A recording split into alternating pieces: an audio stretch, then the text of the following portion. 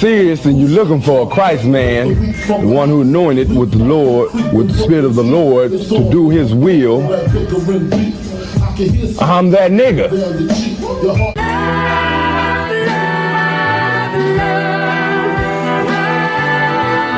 One West, 125th Street. Look, y'all put y'all faith in presidents like they gon' change this country. Run the league and let y'all play cause y'all gon' make them money. Fuck Obama, he ain't come here on cargo. American honor don't like no soldiers. For the spirit of the Lord, we don't like no soldiers. You understand me? Saint, black, Hispanic, native, they hate y'all as the same. Paint Christ in they image, paint you as a slave. God ain't all love, scriptures say he hate. African soft niggas, they know we not the same. School to prison pipeline to get you off the streets. Put you in the cell, call it connected to the saint. Molested as a kid, she prostituted as a teen. The byproduct of Martin Luther King dreams. They just took the yoke off, my nigga, we ain't free. We living bleak in these wastelands of poverty. If you don't know the truth, then the lies sound promising. Prophecy, gift and the curse. Dylan started killing, they was sitting in church. Black folk forgave him, man, this shit is absurd. You should never love your enemy, that shit ain't gon' work. Yeah, fuck dying on your knees, you better die in glory. Man, I joined the UPK, taught me the art of warring. I took a nigga life like mine to be recognized. I feel that pain every day, it can't be reconciled. Pops banging, my sister a prostitute. My brother got life, and somehow I still found the truth. War ready, no cowards, no excuse. Fuck reparations, you can't bandage no open wounds. Blood on the leaves, body swing hung from a noose. I was on a run in Nashville and I found the truth. I called the school, classes being held by the shock on my life. I want to be a gangster like a cop. Do this for my brothers, real brotherhood. Everything we do, we got it out this book. My nigga, I can never be no African. UPK the only authorized acronym. I'm passionate about my brothers and sisters. We in hell, I ain't got nothing against them. That's another religion. If it ain't under YAHANNA, ain't me murdered by them and got a hug from YAHANNA. That's the way out for a coward in my observation. They don't fear the Lord, they indoctrinated. Wolves in sheep clothing, Joe Osteen. Real priests bringing back black royalty. One West on my headpiece, ranking order. Can't let them trick me off the streets, I gotta raise my daughter. I got brothers at the border ducking ICE agents. I got the name change, it was life changing. My family thought it was a game, put on all black, they said I was going through a phase. It's more of us in jail than it was slaves.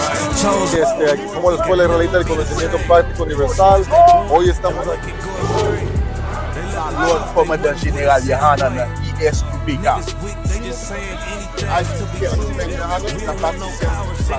This is what Commander General YAHANNA did. This is what he did. First camp, I cut off all my dreads. I took an oath when that oil hit my head. Niggas capping like they lids. I'm a priest, I never stick no fork in no pig. I was dead till I found out how to live. This brotherhood taught me how to be a man. I came back to my roots, I had to dig. A couple gaps I had to bridge. I got a rib, I'm married to this work. You wanna serve the Lord, he ain't in the Christian church. I had to dig.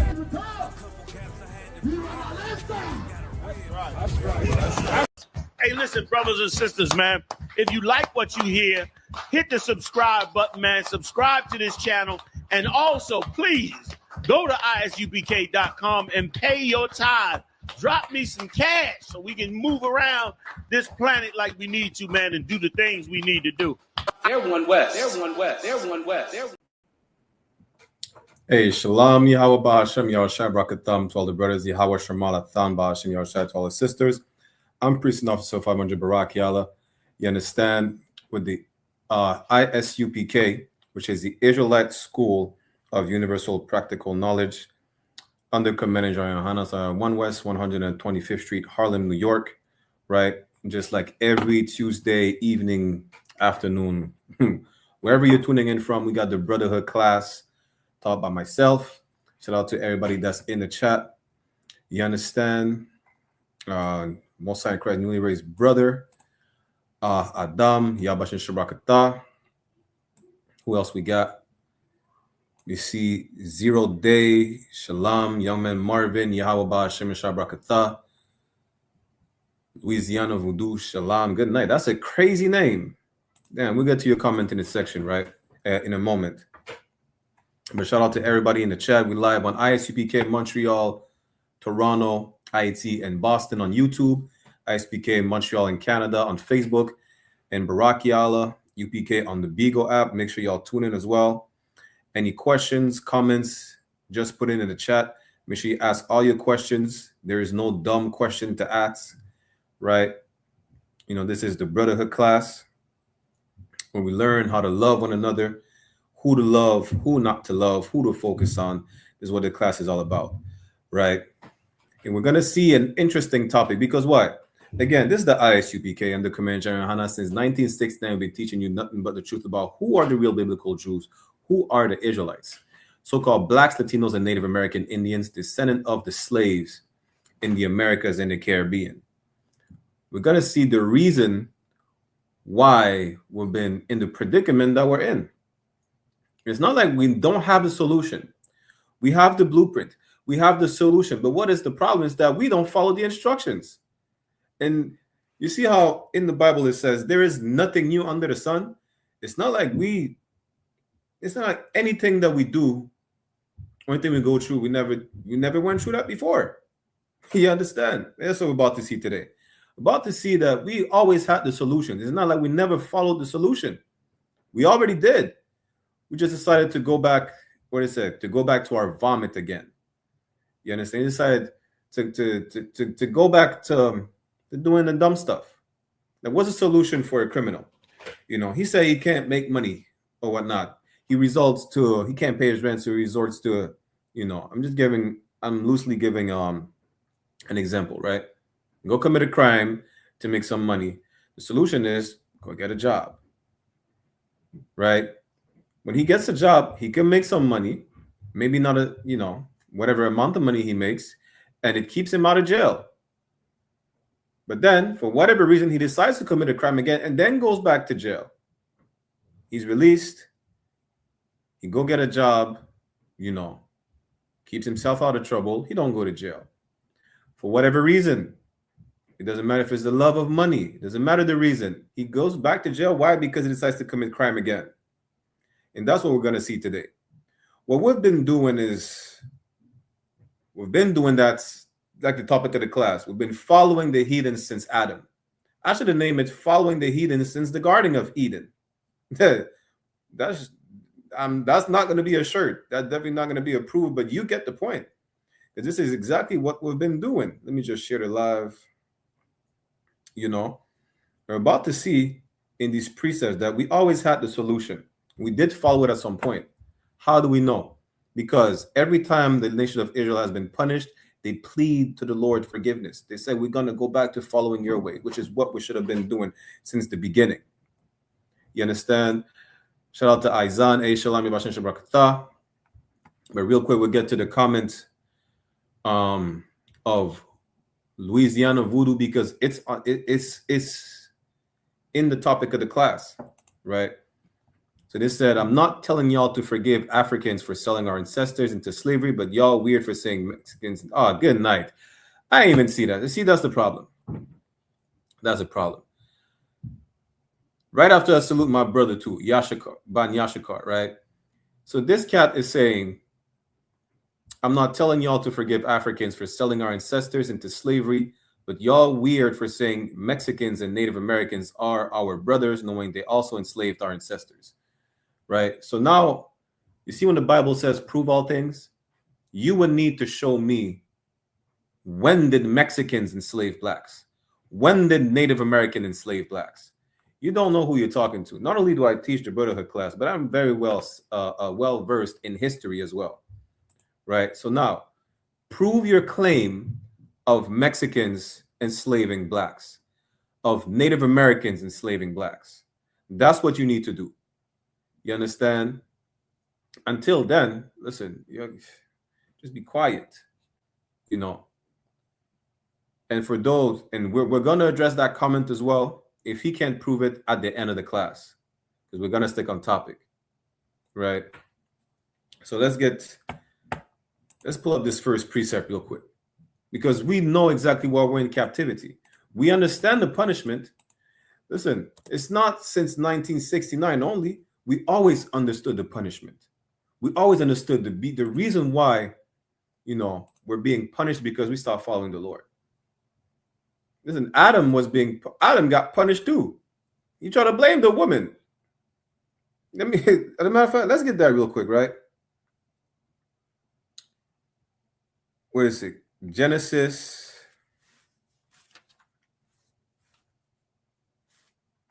chapter 2. Let's go to Genesis chapter 2. Let's start there. Imagine that. Adam got punished. He told the Lord, yo, the woman you gave me made me sin. This man said, what? I gave you command to obey. You gave her command to obey. You understand? Don't blame her because you disobeyed what I told you to do or not to do. But let's get into it. Let's go to Genesis chapter 2. Let's start at verse 7 for context, right? And then we'll get back to the comment of whatever cat is trolling. I just want to call it trolling, right? Let me share my screen.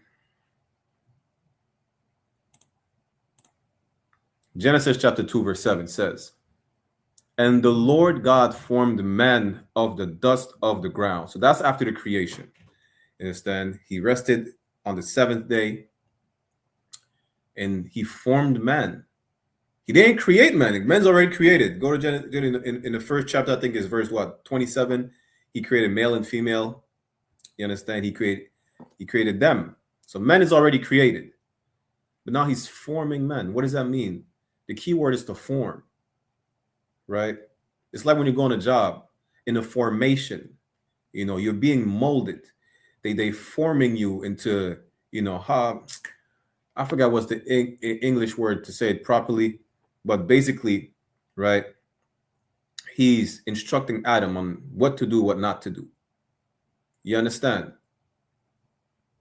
That's what it means. He's forming man. He doesn't mean he's literally molding him like pottery. It's like you're not being molded. Like you see when you get a woman talking about, I'm molding her. Are you molding that woman like pottery? Like you could understand the metaphors. I don't know why everybody understands metaphors outside the Bible, context outside the Bible. Well, apply it with the Bible, because forming man, basically, he's giving Adam the law. He's giving him the instructions on what to do, what not to do. Just like when you're giving instructions at your slavery, what you call your job, on what to do, how to do things, how to not do things, what not to do. That's exactly how the Lord formed man, which is Adam, right? Of the dust of the ground, meaning from his lowest state. And the brother in the chat on the YouTube, bear with me, I'm going to address your comment in a second. And breathed into his nostrils the breath of life. That's the law. You understand? And man became a living soul. How do you know that's the law? What does it mean to be a living soul? Right? For context, anyone can answer in the chat. Let me ask you all that. How do you know he was breathing? That breath of life is talking about the law. How do you know? Hey, Shalom, Yahweh, Shemala, Thaba, Shem, Yahweh, Shai. Thanks for tuning in on the Beagle. Anyone could answer.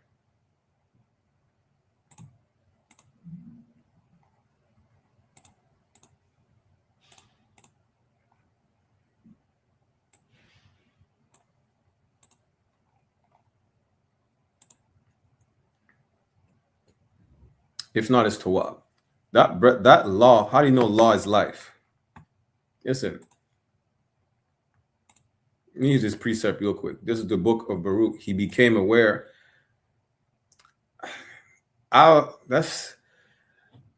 He became aware, of the law because he's taught the laws. If that's what you're saying, I understand. But you want to go where the law is life, right? That's so much the point, right?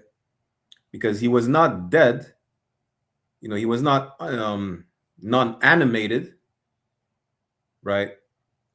That's because men and women, they're on earth already.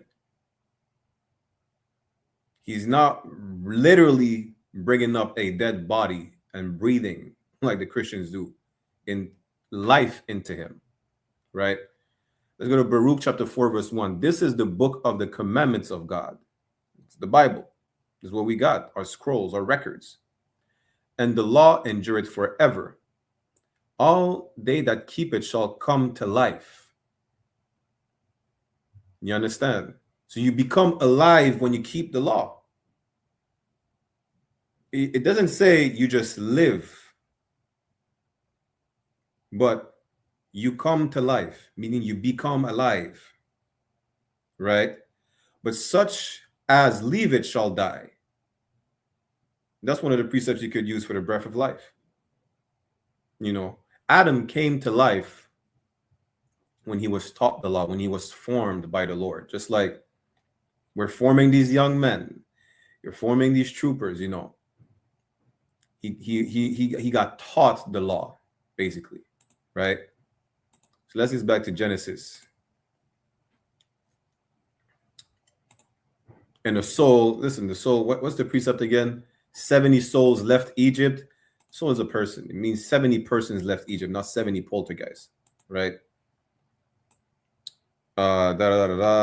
Verse 8, and the Lord God planted a garden eastward in Eden, and there he put the man whom he had formed. Was that man? Adam, whom he had taught the law. You understand? Let's jump down to verse 15.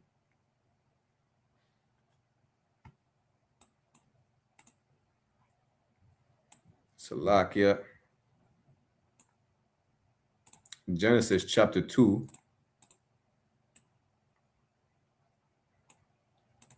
Verse 15. And if the troll in the chat could bear with me a minute, I got you. I see your comments. Genesis chapter 2, verse 15. And the Lord God took the man and put him in the Garden of Eden to dress it and to keep it. Already, these are instructions that the Lord is giving Adam. You understand? He has to dress up the garden. He has to keep the garden. He has to maintain the Garden of Eden. Right? Verse 16. And the Lord God commanded the man. He's giving commands. He's giving instructions to Adam. Of every tree of the garden thou mayest freely eat. Salaki. But, verse 17, but of the tree of the knowledge of good and evil thou shalt not eat of it, for in the day that thou eatest thereof thou shalt surely die. He told him, listen, this is what you could do, this is what you can't do. Right? That's the point. What did Adam do, though? What did Adam do? Anyone in the chat? What did Adam do? And after we deal with Adam transgression, I got you, Voodoo, Louisiana, whatever your name is. What did Adam do? The Lord said, yo, dress up the garden, keep the garden. This is the tree that you could deal with. This the tree over there you can't deal with. Right? But what did Adam do instead? Give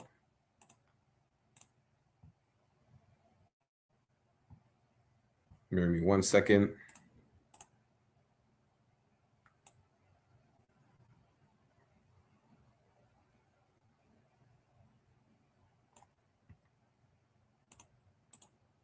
What did Adam do?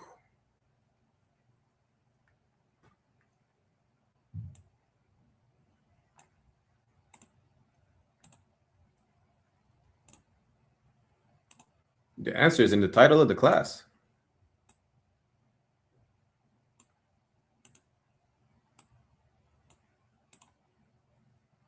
What did Adam do?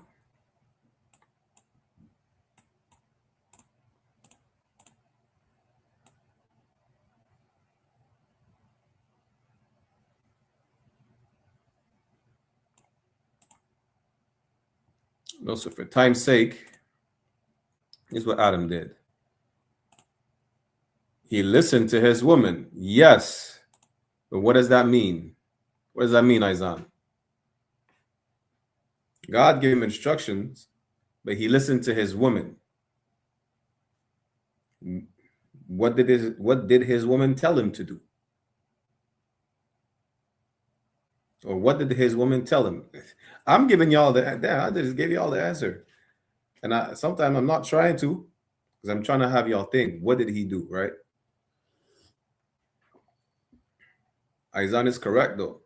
He listened to his woman.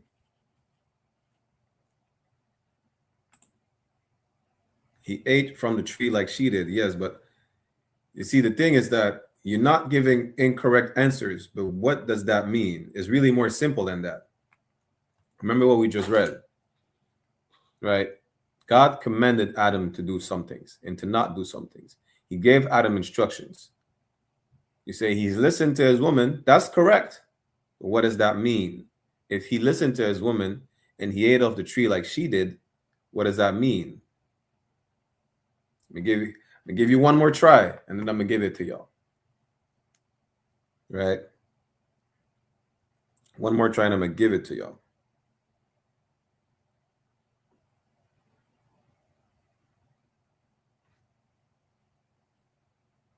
If Adam listened to his woman and he did as she did, damn right. Give Isaiah a head. Damn right. Why? Adam listened to his woman. He didn't listen to the Lord. That's all he had to do. That's the title of the class. We've been following the heathens since Adam, since the Garden of Eden. We've been doing what we're not supposed to do.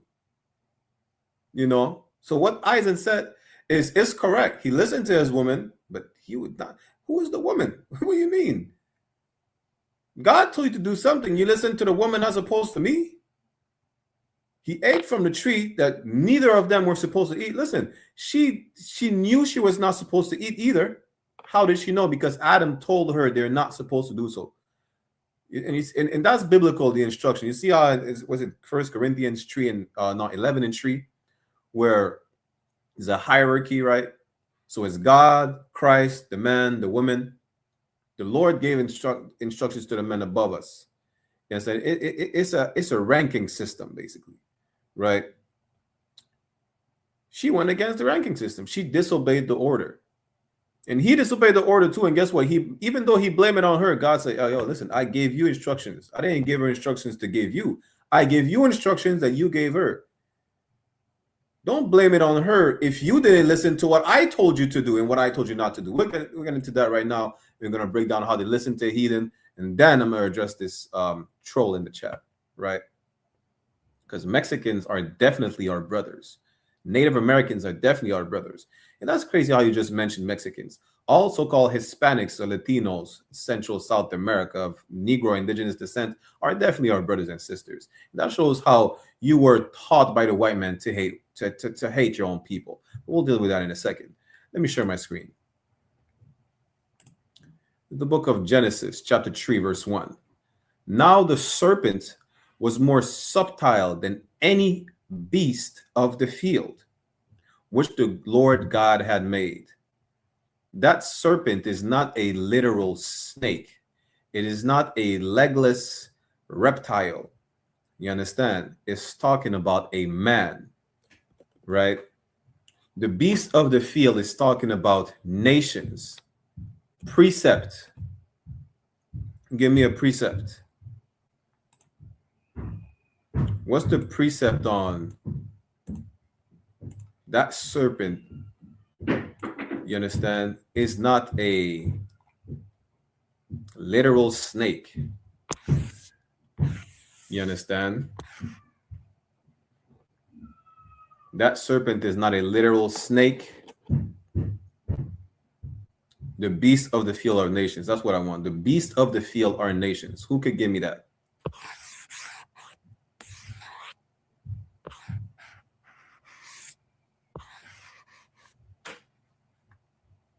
The beasts of the field are nations.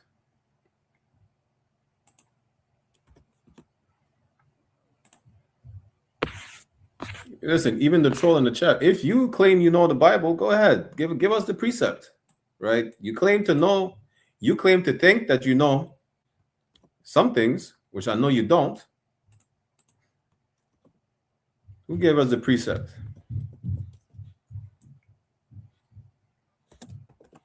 The beasts of the field are nations, right?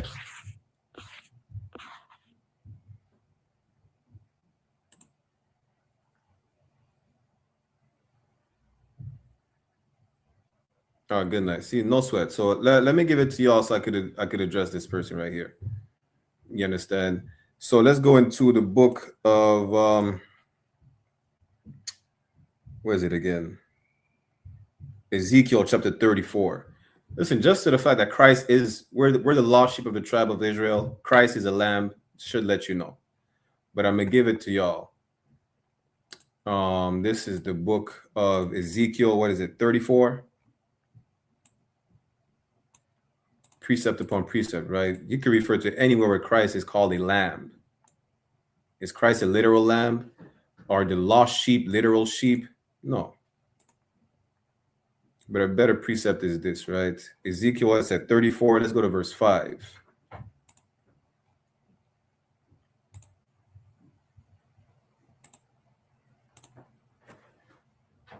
Ezekiel 34 and 5. And they were scattered because there is no shepherd. It's talking about the nation of Israel.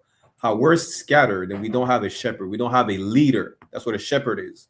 A leader that protects the flock, that feeds the flock. You understand? He makes sure the flock, the people, right, are safe, are well taken care of. You understand? It says, and they were scattered because there is no shepherd. And they became meat to all the beasts of the field when they were scattered. That's what you need. We became meat. We became food. We became prey to all these nations that are preying upon us. You understand? Isaiah, I got you. Let me just finish reading. Verse 6. My sheep wandered through all the mountains. It's talking about the nation of Israel again. It's calling us sheep. Are we sheep literally? Listen, the tribe of Issachar, shout out to the tribe of Issachar, so-called Mexicans. It's talking about the tribe of Issachar as far as being an ass that crouched down. If I'm just paraphrasing, right? It's an old English word for donkey. You understand? The Lion of Judah. The Lion of Judah, the wolf, Benjamin. You understand?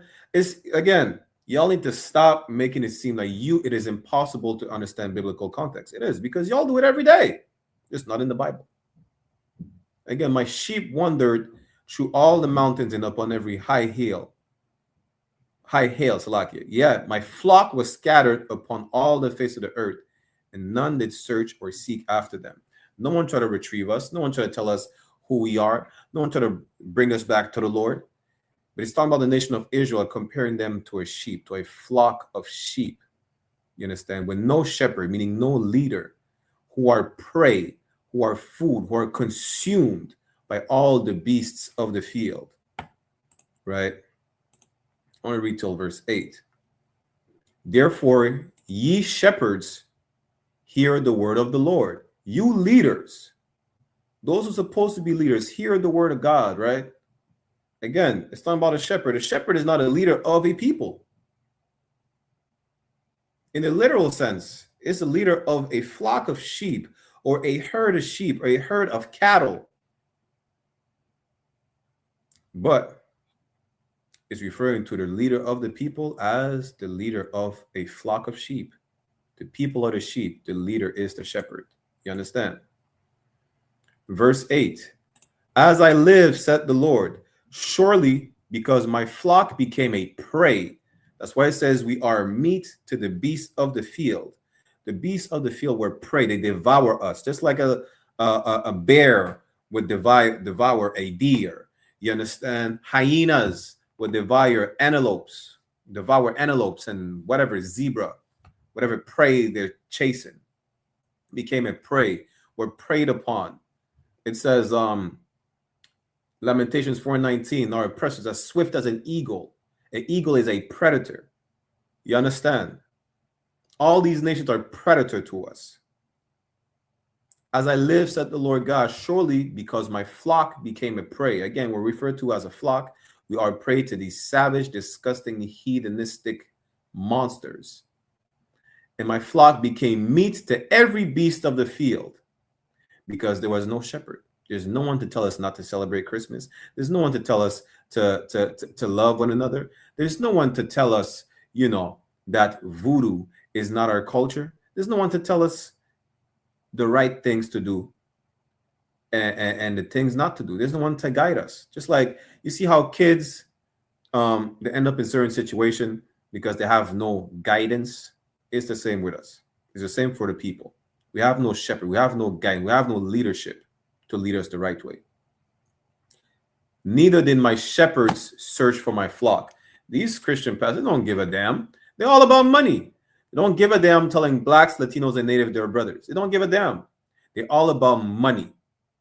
You understand? They don't care that they know what they're teaching is wrong. These fake Israelites know what they're teaching is wrong, but they don't care about the people. You know who cares about the people? Commanding General YAHANNA cares about the people. He cares about protecting and feeding the flock. That's the only leader, the only shepherd the flock has that truly cares about the flock. You understand? But the shepherds fed themselves and fed not my flock. Didn't I just tell you the leaders don't give a damn about the flock? The congregation. Listen, where's the clip? I need to find the clip real quick, and then I'm gonna address. I'm gonna check the precept Izan put in the chat, as well as the troll. Right? What the preacher said. The preacher said he shut the doors. He damn near kidnapped the congregation. He said to shut the doors of the church if they not deposit 40 grand. Let me see if I can find that clip real quick, and then we're gonna get Izan and the troll.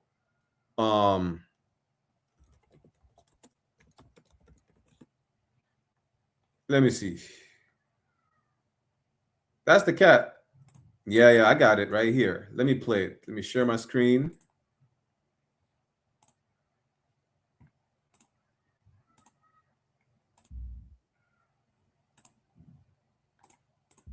Ushers, close the doors. Close the doors. Close the doors. It's 1,000 that's watching online.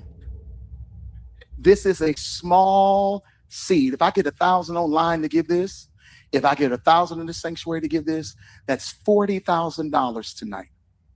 Now, everyone up here, we've all sowed and seeded, but I need everyone standing up here with us, with me, to plant a seed of $100. This man saw homosexual talking about planting seed left and right. That's crazy. The point is this: he told the church shut the doors to get 40 grand. We just read in Ezekiel 34:8, but the shepherds fed themselves and not my flock. You think what is this? What he's gonna do? Do y'all remember the movie? I think it's called First Sunday with I.S.U.P.K and what's his name? Cat Williams, talking about buying an AC for the church and this and that. Listen, aren't you supposed to focus on the people? The church is not the house of God, it's the house of Satan. Are you renovating the house of Satan? You understand? Come on, man. Come on. They don't give a damn. These shepherds, these religious leaders, these spiritual leaders or whatnot, they don't care about them. They care about their lust. They care about their personal gain. That's what they care about. Little sodomite nature boy in them, you know, polite. I don't know if polite is a brother or not. He claims he's not. So let him be treated as a heathen, I guess. They only care about themselves. They always had a hidden agenda. It's about themselves. It's about their lust. It's about their gain. Flying on private jets and things like that. That's it. They don't feed the flock. Now, that's the precept for the beasts of the field. You understand? Before we get back to Genesis, yeah, you could ignore him, Izan. I'll deal with him. You said, what precept you want me to check? Isaiah 56, 9 and 10. Let me go to it real quick. Bear me one moment. Are you asking if this could be used as a precept for the beast of the field as well? Is that your question? Is it 56:9?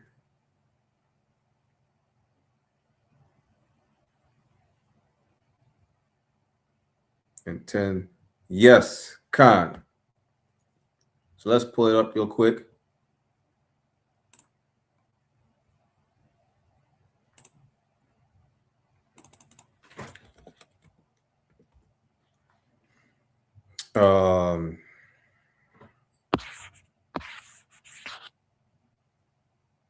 Isaiah. Let's say 56, he said, right? Yeah.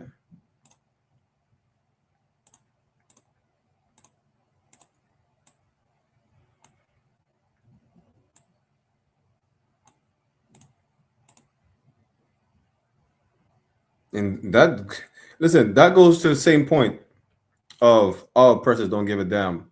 No, our leaders do not give a damn. Most High in Christ, look at this. This is the exact same thing. And they were judge a troll, right? Isaiah 56, chapter 9 says, all ye beasts of the field come to devour, yea, all ye beasts in the forest. These nations are come to devour us. You understand? They come to consume us. Right? This is what we just read in Ezekiel. Verse 10. His watchmen are blind. Now, this you could use this for what we just read in Ezekiel 34:8, where our shepherds are not searching for us. But this is more so when they turn a blind eye. They don't really, again, they're useless. How do you understand they're useless, right? His watchmen, the people who are supposed to watch out for us, they're blind. They can't. Some of them don't see it. A lot of them, listen, they just turn a blind eye. I ain't gonna hold you. You think Martin Luther King did not know it was not good to join these white people? All he wanted to do is what did preachers say? He wanted to sow seed in unfertile hedonistic ground. That's what Martin Luther King wanted to do. You understand? Once he done that, post-nut clarity, he realized that his dream was a nightmare. You understand? He led his people into a burning house. That's what he realized. They are all ignorant. Talking about preaching equality, preaching integration. Listen, are you stupid? Still worshiping white Jesus, talking about there is no such thing as white supremacy. God loves everybody. So why don't you tell these white Christians to love the black Christ? Right? Christ has no color, so why is he painted as a white man? If Christianity is for everybody, why is the Savior white? According to history, white is not right. They shed blood everywhere they go. Children go missing, if not worse. You understand? They are all dumb dogs. It's not just being stupid. Dumb. Let me see if I can get y'all the old English definition for dumb. If I'm not mistaken, is mute. Right? There you go. Mind you, this is the old English term for mute or silent. Not stupid, right? Historically speaking, historically, the word dumb originally meant mute or silent. Trace back to Old English dumb and Proto-Germanic dumbass. It referred strictly to a physical inability to speak with no relation to a person's intelligence. You understand? Salakia. Meaning what? I have a Rottweiler. Ruby's turning 5 this year sometime. I don't know when. It's irrelevant. A dumb dog is a dog that is mute. We just read Watchmen. Dumb dogs.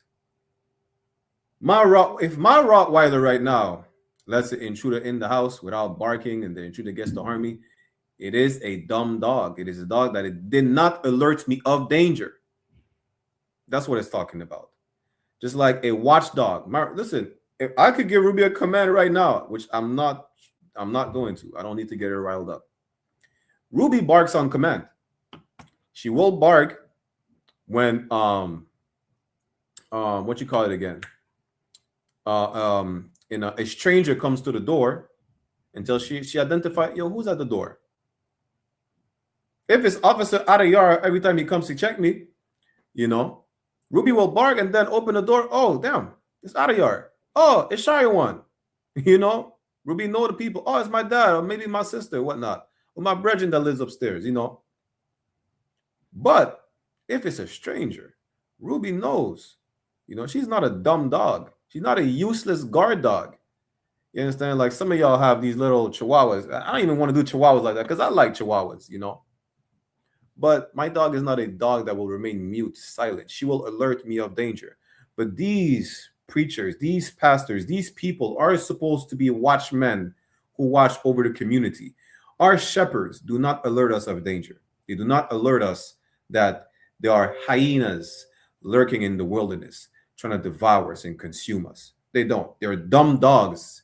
They're a useless guard dog. They're a useless Rottweiler. They are a useless pit bull who will not alert you of danger when danger comes. Right? Let me finish the precept real quick. They are all dumb dogs. They cannot bark. Again, dumb mean mute. It's an old English term for mute. They cannot bark, meaning they don't have the ability. They do not alert you. That's what a dog barks for, to alert you of danger. If you know anything about guard dogs. Sleeping, lying down, loving to slumber. Listen, they're lazy. They don't care. You understand? They don't care. That's the point. So yes, you could definitely use that, Aizan. Just read the verse 11. Again, because it goes hand in hand with what we read in Ezekiel 34, verse 8. Yea, they are greedy dogs, which can never have enough. What did we just see today? That clip of that greedy ass pastor said, shut the doors. I said, close them doors. Ushers, close the doors. He made a call that everybody donates so he could get 40 grand. There's another video I'm not going to play for time's sake. The sister brings, you know, she brings her donations to the church. Pastor tell her, yo, listen, you're 1,200 short. 1,200 short. Damn. I can't pay my rent. I have to give to the house of Satan and be homeless? Come on, man. Come on. Come on. You know, verse 11, they are greedy dogs which can never have enough, and they are shepherds that cannot understand. They all look to their own way, their own lust, their own greediness. They're selfish. They don't give a damn about the flock. They only care about themselves. A predator would come and they would leave the flock alone. They would not use their staves. They would not do nothing to protect, to feed the flock. Everyone for his gain from his quarter. So the question is, can you use that, Aizan? Definitely can. Now, before we get back to Genesis, right? Listen, I ain't gonna respond to every single comment you made. Keep commenting, boost the algorithm. But you had to prove that Mexicans, just so y'all know, we might do a part 2 of the class. I ain't gonna hold you, you know, because it's a heavy class and we need to know that we've been making the same mistakes over and over again. And it's not like we never had the solution. We just go back to doing the same stupid thing all the time, right? So he said he said something before that. Where's the first comment? You have to prove Mexicans and natives enslaved us. So the 5 civilized tribes, you just prove yourself wrong. The 5 civilized tribes in the U.S. literally enslaved Black Americans. The Cherokee freedmen, other freedmen, literally had to take Native Americans to federal court for tribal citizenship. What you're doing is you're proving that out of over 100 so-called Native American tribes, only 5 enslaved us. You want to know something else? Have anyone ever heard about the Buffalo Soldiers? Those Black men who were told to hunt so-called Native Americans in the promise of freedom. You think it's new that we're being misled to hate one another and to hurt one another? You're proving the point that you don't know what you're talking about. You understand? Because as a nation, if you don't know, y'all go see. Let me see if I'm going to get y'all the book.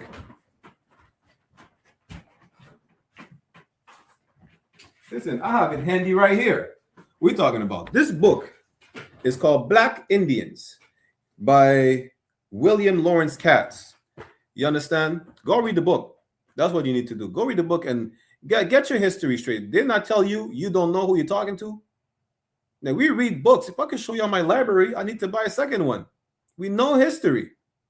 Didn't you know that the natives intermingle with the blacks, especially when they got a status of not being slaves, because natives were slaves too. When they got a status of not being slave, they made it seem like they're buying slaves, but to freedom. Who did that again? The Seminole Indians did that all the time. All so-called tribes, or you know, for lack of a better word, tribes of native nation did that to free them. Besides 5 out of 100, over 100, only 5 did that. You know, are guilty of enslaving blacks. Come on, man. There are rules that were set in place. Go read that for yourselves. There are rules that were set in place to divide so-called blacks, Latinos, and natives to stop us from intermingling with one another. You don't know history. We do. Native slaves, to prevent them from fleeing the plantation in Canada, you know what they did?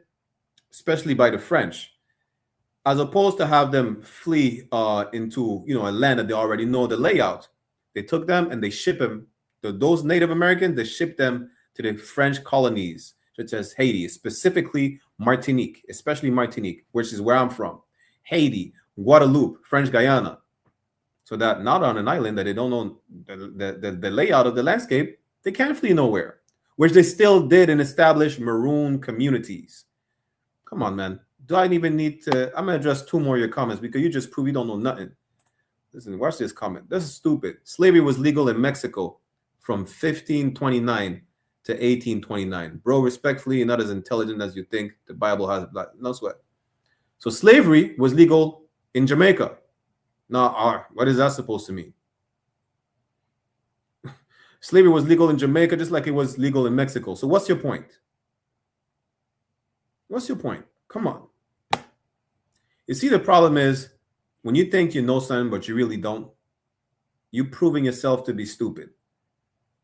Who abolished slavery in Mexico? I'm going to entertain 2 more comments for time's sake. Who abolished slavery in Mexico? Who was it that abolished slavery in Mexico? This is, I'm not even asking anyone but the troll Voodoo in the chat. Who abolished slavery in Mexico? If you know history, who abolished slavery in Mexico?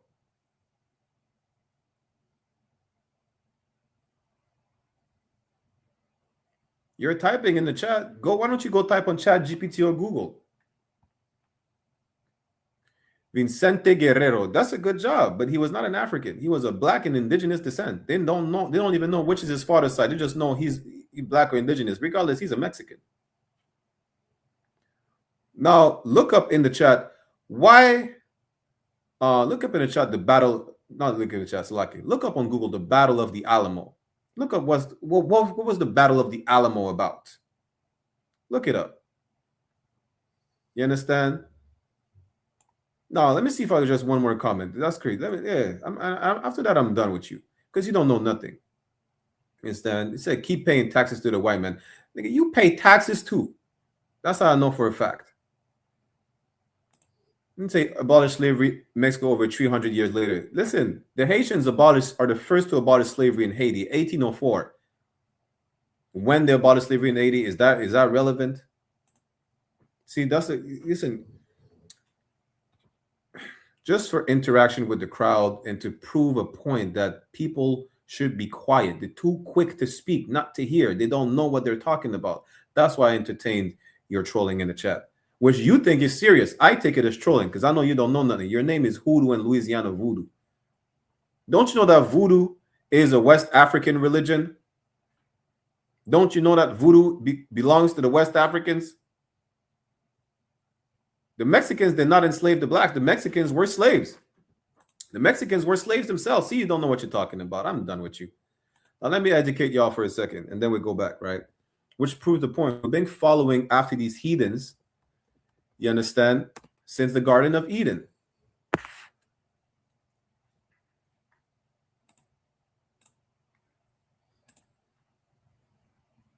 This man said, I live in the Caribbean. You live in Canada. What is, damn, people are stupid. No sweat. So let me educate y'all. Voodoo. Voodoo is often spelled Vodou or Vaudin, as an ancient nature honoring spiritual system rooted in West Africa. We brought voodoo to the Caribbean, name it Santeria in Dominican Republic or Cuba. Voodoo, the Haitians still call it voodoo. We call it Kemboa, whatnot, because we brought that aspect of African culture because we were taken from Africa. We adopted some of the African customs when we dwelt in Africa. You can't checkmate nobody. You don't even know how to play chess. This is to just be quiet. But if you want to keep commenting in the chat and boost the algorithm, go ahead. Voodoo started in Benin, in Cameroon, in that region of West Africa. If you want to worship Africans, go worship Africans. But you're proving the point why we're in captivity today. Now, let's get back to the class. This man's stupid as hell. Let's get back to the class. Where's it? Genesis 3:1. Right? Make sure you like, share, comment, subscribe. You know what you could do? One last thing. You could either call Cross the Line Radio every Thursday, 10 p.m. Eastern Standard Time. You could come on Beagle if you want to argue with us. Barakiala, just like it spelled my name right here. Or you could call, you could come on our show, Heads of State 144, every Tuesday, 9 p.m., 9:30 p.m. Eastern Standard Time. One West Ground Zero Radio, Sunday, 1 p.m. Eastern Standard Time. And we will show you how you know nothing. You understand? Let's get back to it. Genesis chapter 3, verse 1. Again, now the serpent was more subtle than any beast of the field which the Lord God had made. We see I was talking about these other nations. Right? And he said unto the woman, Yea, hath God said, Ye shall not eat of every tree of the garden? Why did he go to the woman? For times I would give it to y'all, right? Because women are impressionable. It says in 1 Peter 3:7 that she is the weaker vessel. You understand? That's why he didn't go to Adam. Adam was not impressionable like that. The woman was. He beguiled Eve. She's the one that he deceived. He went for the weak link. That's what a woman are, the weaker vessel. He said unto the woman, Yea, God had said, had God said, Ye shall not eat of every fruit of the tree of the garden. Verse 2, and the woman said unto the serpent, We may eat of the fruit of the trees of the garden. So she's telling him what she knows about. What can we do? What can we not do? Verse 3, but of the fruit of the tree which is in the midst of the garden, God has said, Ye shall not eat of it. So here's what we're allowed to do. Here's what we're not allowed to do. Yes, we can eat everything in the water that has fins and scale, but if it has only fins, only scale or neither, we can't do that. I'm just giving you an example, right? He's not talking about eating physically in the literal sense. Think food for thought. God had said, Ye shall not eat of it, neither shall ye touch it, lest ye die. We should not even have approached these other nations. That's pretty much what the Lord told us. And I'm going to give y'all a precept where the trees in the garden as well are the other nations. And the serpent said unto the woman, Ye shall not surely die. See how he beguiled her? Like these Muslims want to tell you, yeah, come to Islam. It's the truth. Islam is better than Christianity. Yeah, you understand? Bow to the rock. Islam is a peaceful religion. You understand? Christianity is for everybody. Don't listen to these Israelites. God loves everybody. I'm going to show you how beautiful it is. Flowers and hugs and kisses.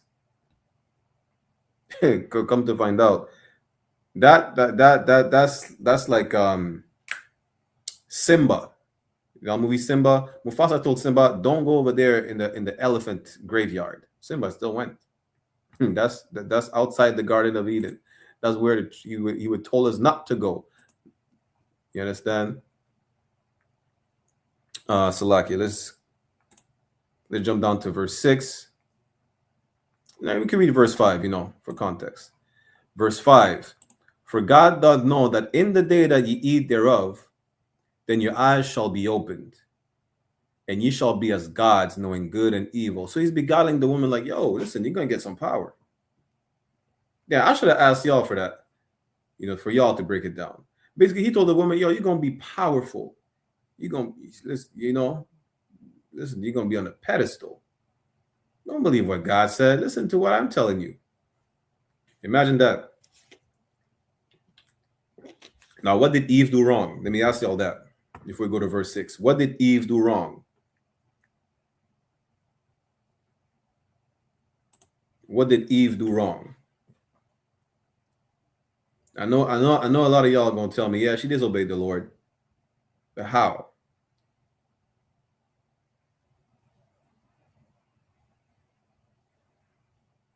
What did she do wrong, and how did she disobey the Lord? How, what did she do wrong? I'm giving y'all the answer inadvertently, just so y'all know, because I'm poor with words.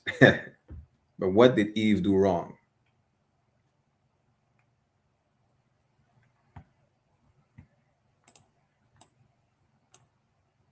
There's 2 precepts for that.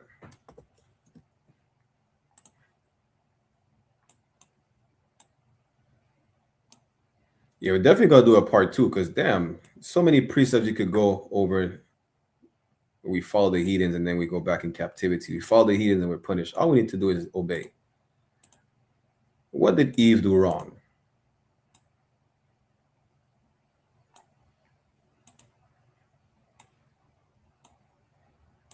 I think there's one precept.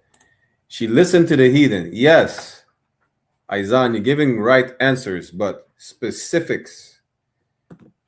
If she listened to the heathen, what happened? What does that mean that she did? She listened to the heathen.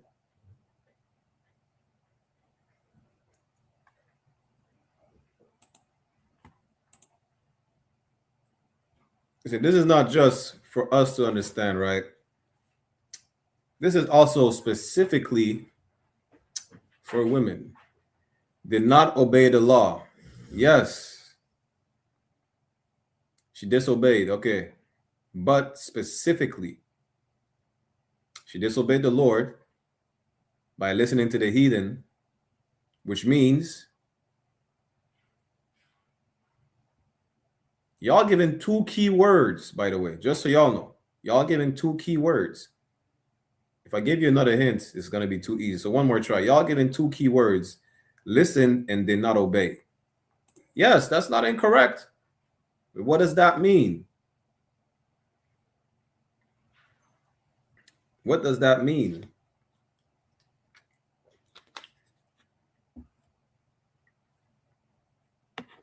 Come on, I'm going to give y'all, 10 more seconds. 10 more seconds and 5 more seconds. Yes, exactly. She went against her husband. That's exactly what it is. Because, give her eyes in the head. You understand? She turned her back on, yes, she turned her back on the Most High, but how did she do it? The Most High didn't speak to her. The Most High didn't give her the instructions. Isaiah got it right. She went against her husband. God gave Adam the instructions. Adam told her what to do, what not to do. He gave her the words of God. Of course, she's going to say, God said to do this and that. You understand? Listen, we get orders passed down. I got orders passed down from my captain. And he said, Commander YAHANNA said this and that. You understand? If I tell the next man, yo, Commander YAHANNA said this and that, I didn't speak to Commander YAHANNA directly. I got it from my captain. You understand? That's what she could say. Yeah, God said to not do this. God said to not do that. And even then, the serpent said, yo, did God say this? The point is she went against her husband. That's why I say y'all given 2 key words to listen and to obey. Right? Let me give you all this precept. This is the book of Ephesians, chapter 5, verse 22. Wives, submit yourselves unto your own husbands as unto the Lord. She did not do that. She didn't submit herself to her husband. She submitted herself to the goddamn heathen. She should have listened to Adam. She should not have listened to that serpent, to that man. She listened to another man but her own. Take note, sis. Take note, sisters. Listen, your man, as long as he's not telling you to do something unlawful, listen to him. He tells you to make a sandwich, go make the sandwich. He tells you not to wear these high heels, don't wear the high heels. You understand? He tells you to dress a certain way, to not dress a certain way. As long as it's not something unlawful, just submit to your man. Listen to what he says. Eve did the total opposite, you know, and that's how she disobeyed. All she had to do is listen to Adam. But, and I ain't putting the fault on the sister, right? Why? Because Adam messed up too. Like Isaiah said, he listened to his woman. He didn't listen to God. You know, she got beguiled and told, yeah, you're going to be powerful. You're going to get status. She's like, oh, damn. They said, tell a woman she's going to get powerful. Listen, that's what feminism did. Feminism is a perfect example of the serpent beguiling our women. Feminism had nothing to do with women empowerment. Feminism was about, you know, white women wanted to be as much as deviants as their husband. Their husband is cheating on them all the time. Well, we don't say cheating, but he's sleeping with other women all the time. They just wanted sexual freedom. They wanted to be openly whores. That's what feminism was about. And they beguiled our women saying, yeah, just, you know, it's about women empowerment. We women are colored because it's about women empowerment. All these feminists are racist anyways. What made you think it was about women empowerment? You are not included. But because you hear empowerment, power, you understand? You're like, oh, damn. Yes, you want power. You want to be independent. They gas you up with all these, with this smooth talk. The serpent is a subtle beast. He's smooth. He's cunning. Our oppressor is a beast. They're smooth. They're cunning. You know, so you beguile our women just like they do today, you know. And that's how they mess up. That's how they kick the men out the house. Let's keep reading. He beguiled the woman, telling her, yo, you're going to be like gods. You understand? Just do it. It was a scam the whole time. Genesis 3 and 6. And when the woman saw that the tree was good for food, yo, damn. And just a sidebar, nowhere in here it says apple, just so y'all know. Right? And when the woman saw that the tree was good for food and that it was pleasant to the eyes, that's why a woman is easily impressionable. It's pleasant to the eyes. Yo, gonna get status, gonna be as gods.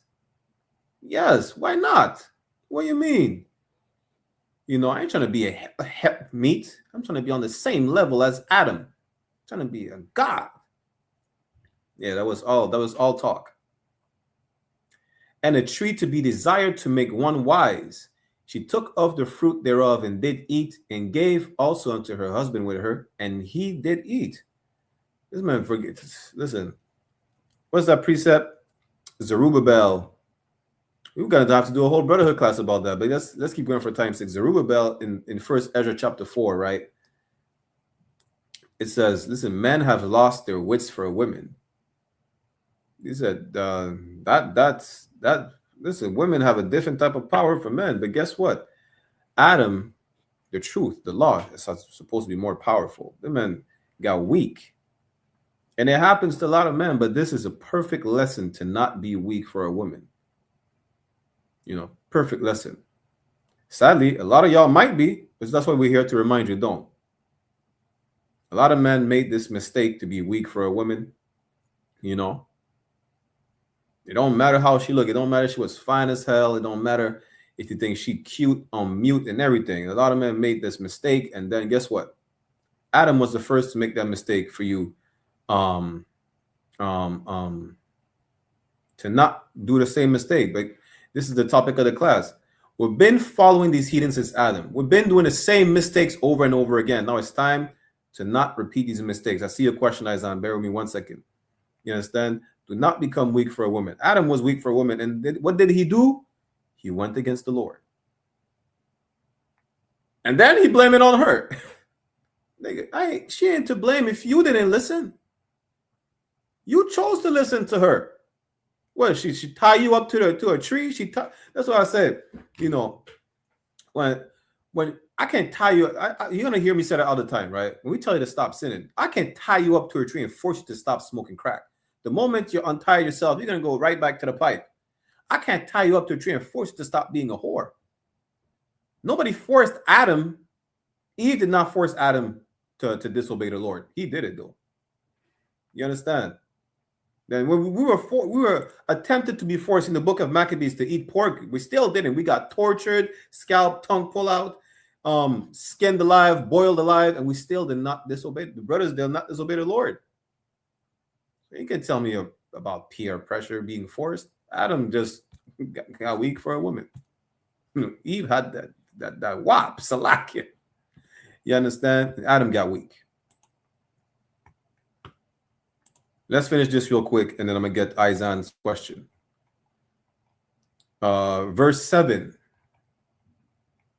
And the eyes of them both were opened, and they knew that they were naked. And they sewed fig leaves together and made themselves aprons. For time's sake, I'm going to just give you all the precept for the nakedness. It's Exodus 32 and 25, right? And I have 1,000 precepts to go over with y'all. Next week, we definitely do a part 2 for the class.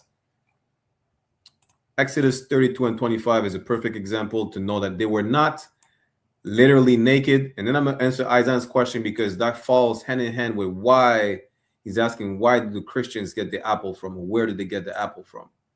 The same way they understand that Adam and Eve were physically naked. Exodus 32 and 25. And when Moses saw that the people were naked, right? For Aaron had made them naked unto their shame among their enemies. That story is when they made the golden calf. You understand? Something else you could use is Isaiah 30 and 1. When we cover ourselves with a different covering than the Spirit of the Lord. What is the Spirit of the Lord? Is the law. Something covering. See, like a blanket, you protect yourself from the elements and the cold with a blanket. The Lord is a buckler, a shield unto us that follows the law. That nakedness is spiritual nakedness. It's not physical. You think the Lord is a deviant like y'all? That's white people who are deviants. So to answer Aizan's question, this is the same manner that they get the physical nakedness, the same manner where they get the apple is whitewashing during the Renaissance. Renaissance, which is a French word for rebirth, right? Damn, y'all have me do like 10 topics at the same time, but no sweat. We do a topic on that as well about the whitewashing. So basically, during the Renaissance, we used to rule Europe for a certain period of time. That's what they call the Dark Ages or the medieval ages, right? So during the Renaissance, when they kind of start to come back in power, they whitewashed everything. You see where in the scriptures where it says, there's 2 precepts for that. There's Job chapter 9. Is it 9? Job chapter 9, verse 22, 24. Job chapter 9, verse 24. It says, the earth is given to the hand of the wicked. He covereth the faces of the judges thereof. If not, where and who is he? You could use that for whitewashing. They made the judges. They made Christ white. They made Peter, Paul, all the apostles made them white. You understand? You can use that for whitewashing as well as Revelation. I think it's Revelation chapter, is it 9? No, it's not 9. I think it's Revelation chapter 20. It's in Revelation. There's a whole chapter. Yeah, so Revelation chapter 20, verse 1 on down to. Yeah, let me get it for you. Verse 1 on down to verse about 10. But let me start at verse 7 for time's sake, right? We're going to go over that in another class. So Revelation chapter 20, verse 7. And when the 1,000 years are expired, Satan shall be loosed out of his prison. If you go up above a couple of verses, it's going to talk about the dragon, the serpent, called Satan. So it's not Satan the angel. It's talking about our oppressor, who's the devil the Bible speaks of, right? Being bound for thousands of years. He was not in power during that period of time. He was not allowed to deceive the nation. But at some point, he came back to power. After the fall of the Roman Empire, they were not in power no more. They were in the medieval or dark ages. And that's what it's referring to. We're going to do a whole breakdown on that. Right? I'm just trying to get through these precepts. You understand? But this is talking about the dark ages. Now, when they came back to power, when they became loose out of their prison, out of the place where they're not in power, what happened? Verse 8, and shall go out to deceive the nations which are in the four quarters of the earth. How did he deceive the nations? He whitewashed everything. That's how. You understand? Let me stop right here. So that's how he deceived the nations. We'll go over next week in the part 2. I'm gonna actually start with this. I'm gonna do a whole class, but I might start with this question to go in depth in it. So basically, where did they get that from? They get that from whitewashing during the Renaissance, Isaiah. Right? That's where they get hell from, being a place where you burn for eternity. The church just depicted images their own way of what they say is in the Bible, which is not. That's the same where they get Christ being white from, hell underground with demons or whatnot. All these are just pictures they painted. Nowhere it says an apple. They just painted an apple. The nakedness, they made them literally naked. Not understand that this was not talking about physical nakedness. So all these pictures we see in the church is the whitewashing. This is where they get the apple from, the physical nakedness from, hell, heaven, or whatnot. If that answers your question, Izan, right? All right, no sweat. I am the Barak. Let's go back to Genesis, though. We'll get more in detail on that. If not, next week we're going to do a whole class on that, but that's where they get it from. So Genesis chapter 3. Genesis chapter 3 said they were naked. Let's go to verse 9 for time's sake. Genesis chapter 3 and 9. It says, and the Lord called unto Adam and said unto him, where art thou? Of course, because of what we just spoke about and the iconoclasm, which is the pictures, right? Let me not give you too much words, right? They call it iconoclasm, a fancy word for whitewashing. Because of these pictures as well, they're going to make it seem like, oh, they were in a literal, field of trees, a garden full with actual trees. And the God came like he can't see Adam, looking for him physically. The Lord did not, what do you call it again?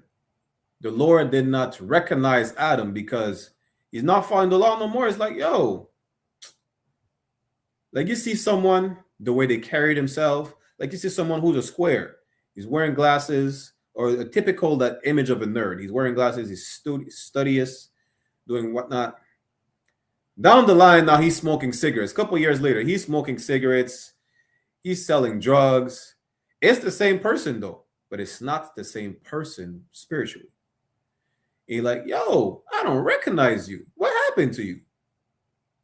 I was telling Adam, yo, where are you? Who are you? He can't recognize Adam. Why? Because he covered himself with the leaves. Damn, I don't even know if I have a time to break down the trees and the leaves. But we'll try to get to it, right? Covered himself with the culture of the other nation, right? The nation could be beasts, referred as beasts, or as trees as well. And these leaves are the culture they got from these other nations, from these other trees that they were not supposed to go to. They were like, yo, Wagwan, I don't recognize you. Verse 10, and he said, I heard thy voice in the garden, and I was afraid because I was naked and hid myself. You understand? That's like, he's ashamed. He's like, damn. They realized it was a shameful thing to do. You understand? Verse 11, he said, who told thee that thou was naked? Again, it's not about physical nakedness. The Lord knows already what's up. He's like, listen, he said, art thou eaten of the tree whereof I commanded thee that thou should not eat? Did you do what I told you not to do? How did you know? You know, he snitched on himself. Basically, he snitched on himself. He's like, wait a minute. How did you know that you were naked? How did you know that, you know, now you're being naked? See as shame being uncovered. You see how you're uncovering each other's shame, you know, when you sleep with one another. Physical shame, physical nakedness. That's spiritual shame. It's like, what do you mean you're naked? What do you mean you're ashamed? What's going on? Did you do what I told you not to do? Did you go over by these trees, these other nations, and cover themselves with their culture? Is that what you did? You understand? And that's what I told you. Verse 12. And the man said, the woman who thou gavest to be Salakia. I have to laugh because Adam said, it's not my fault. It's the woman you gave me. Adam said, yeah, I ain't to blame. She tricked me. And that's funny as hell. Listen, that's one of the first lack of accountability on the planet. Salakia. And the man said, the woman who thou gavest to be with me. God, it's you who did this. You gave me that wicked woman. She gave me of the tree and I did eat. Yo, she tricked me, man. Yo, that girl, that thing you gave me, man. It's her fault. And you gave it to me. Listen, boy. Verse 13. And the Lord God said unto the woman. Again, it's not the woman's fault. Because he gonna check Adam too. But Adam told her, yeah, she made me eat. The Lord God said unto the woman, what is this that thou hast done? And the woman said, the serpent beguiled me and I did eat. She said, yeah, I mean, I did it, but that serpent tricked me.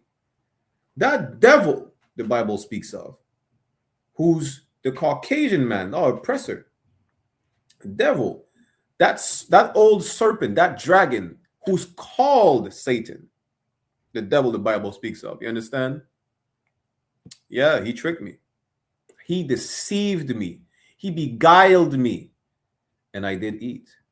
He's like, yeah, I did it, but he tricked me into it. You know.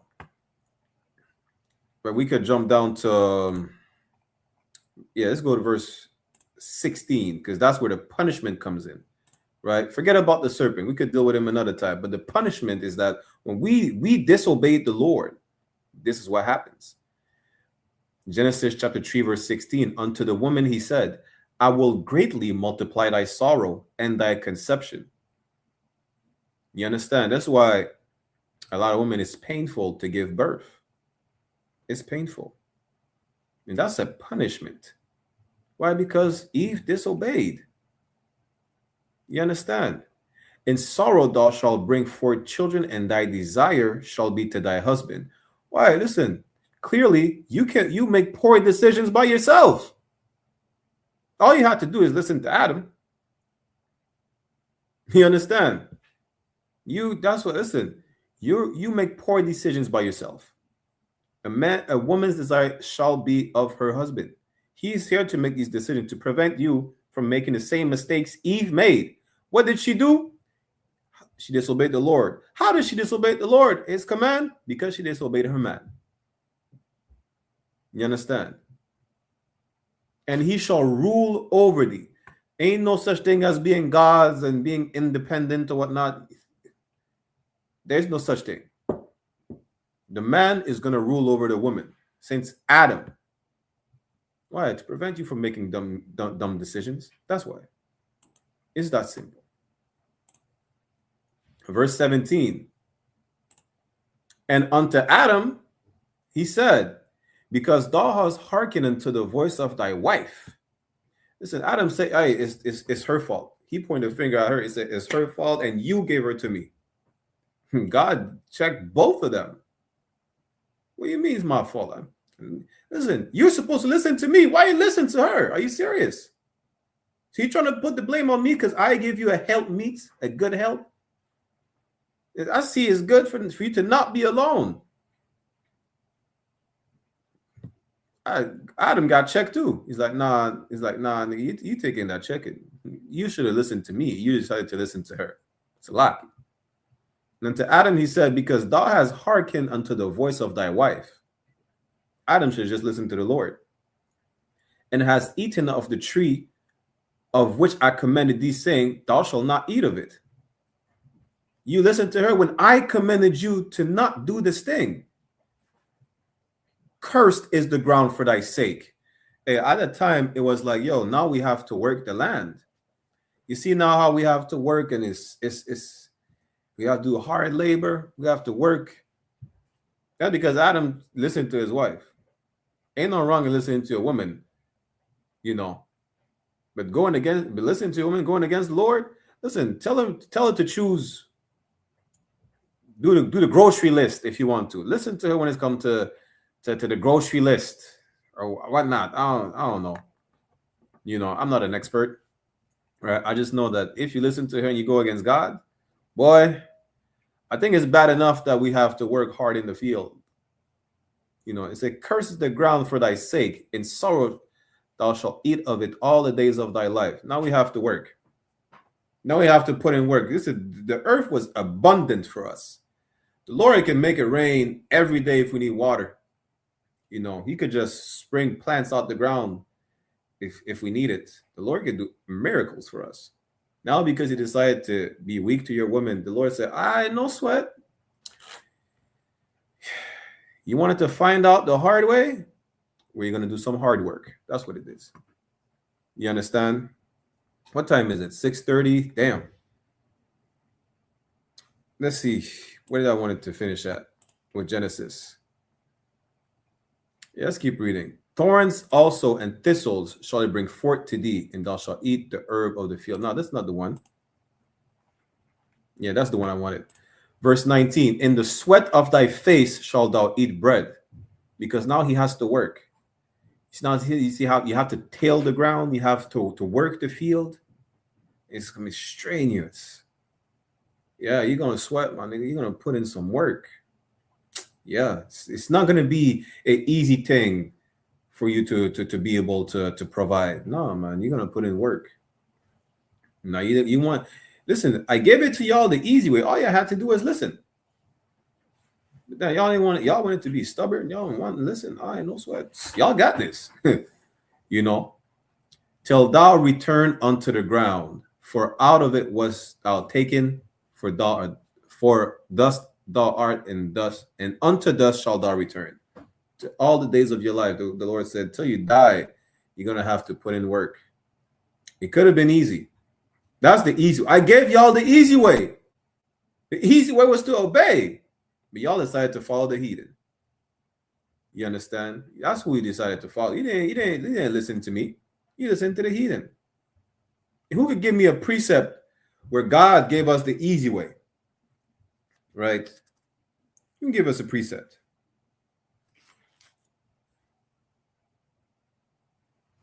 Matter of fact, two precepts. Two precepts where God gave us the easy way.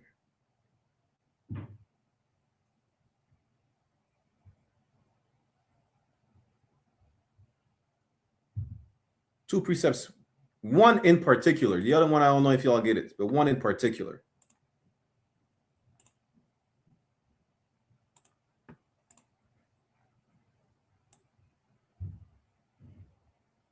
One in particular.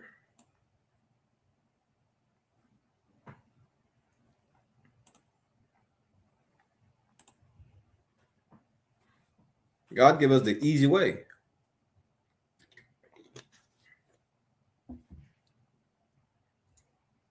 Give me one precept in particular.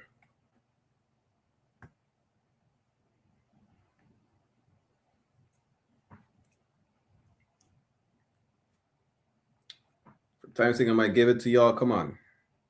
I know y'all know.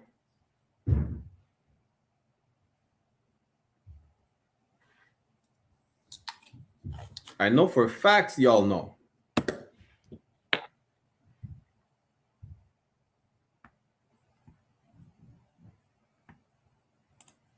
Isaiah said Matthew chapter 19, verse 17. Let me see. That's not the one I wanted in particular, but let me see what it says. 19 and 17. And he said unto him, why callest thou me good? That's not the one.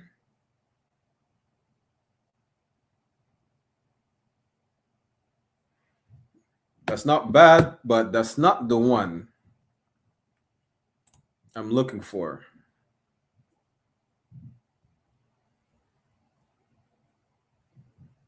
But that's a perfect precept for what we just read earlier about becoming a living soul. So just for edification purposes, I'm going to bring this up. All right, Matthew chapter 19, verse 17. That's a great precept as well for what we spoke on earlier when Adam became a living soul. Matthew chapter 19, verse 17. And he said unto him, that's Yahweh speaking, who you call Jesus Christ, why callest thou me good? There is none good but one, that is God. That's twofold. Christ is telling you he's not God. Just so y'all know. Christ is not the God.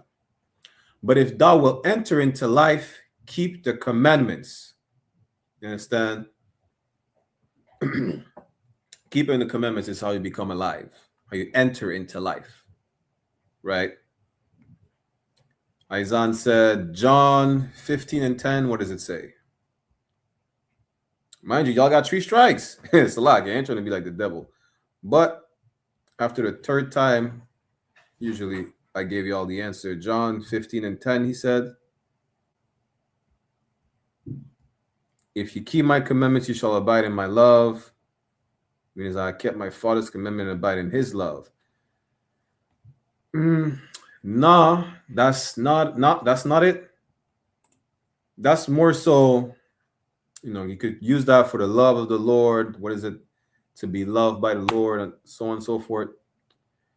Who keep it not the, what does it say? I'm just paraphrasing. If you love the world, the love of the Father is not in you. What is love? 1 John 5 and 3. The love of God is to keep the commandments. You could use that for that. I give y'all one more try, though. I give y'all one more try.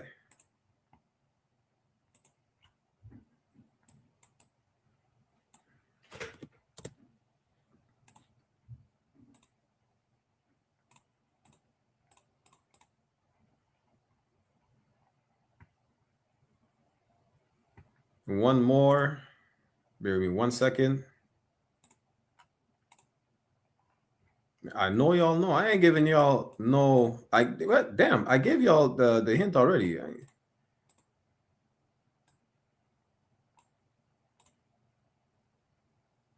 One more try. Come on, I gave y'all 10 seconds. 15 seconds. Let me be more brotherly.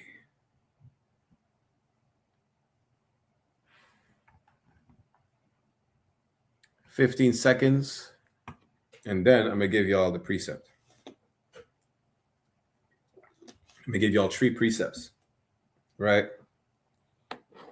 And really, that repeats itself throughout the scriptures.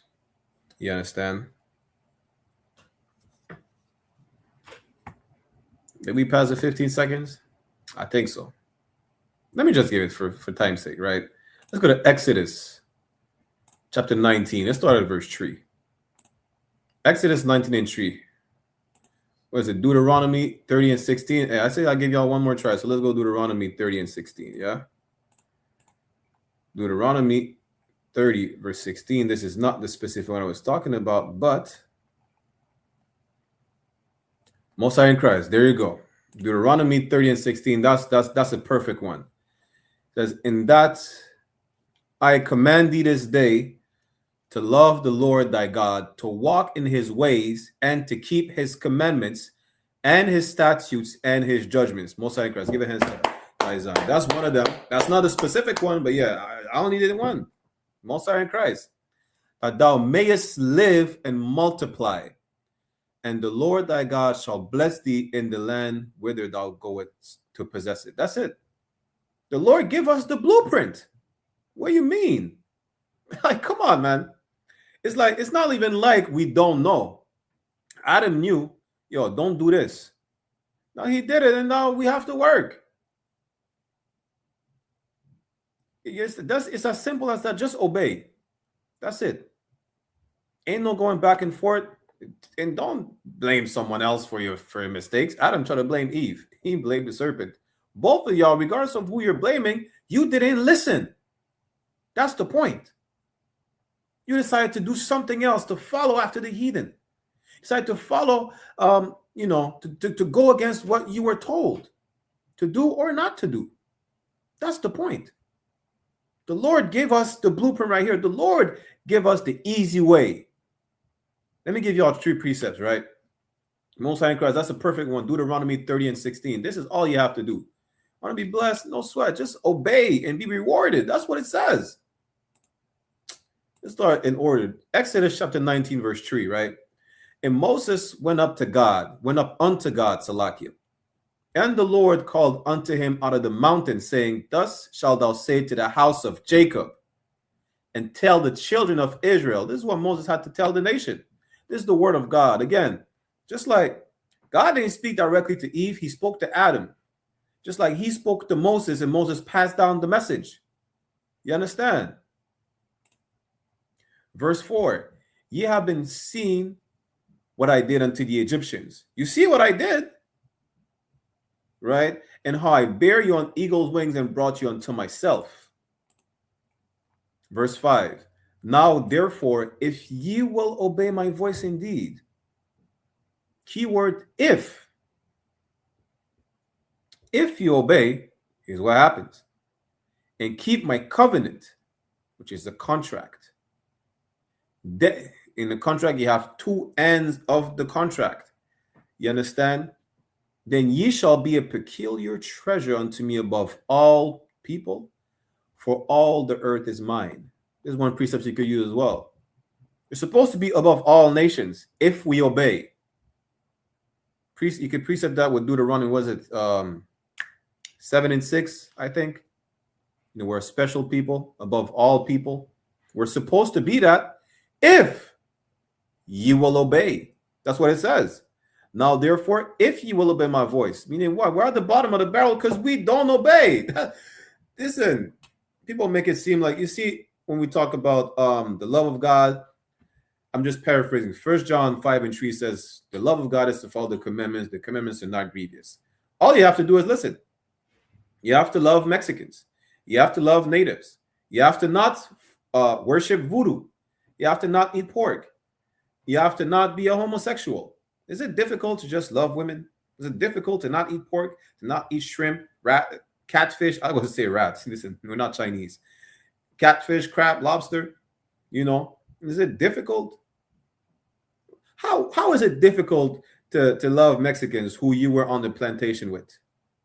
How is it difficult to love Native Americans who you were on the plantation with? Is that difficult to not want to kill one another? You understand? Is that difficult that once you sleep with that man, you don't sleep with any other man? Is it difficult to sleep with a woman and to keep her?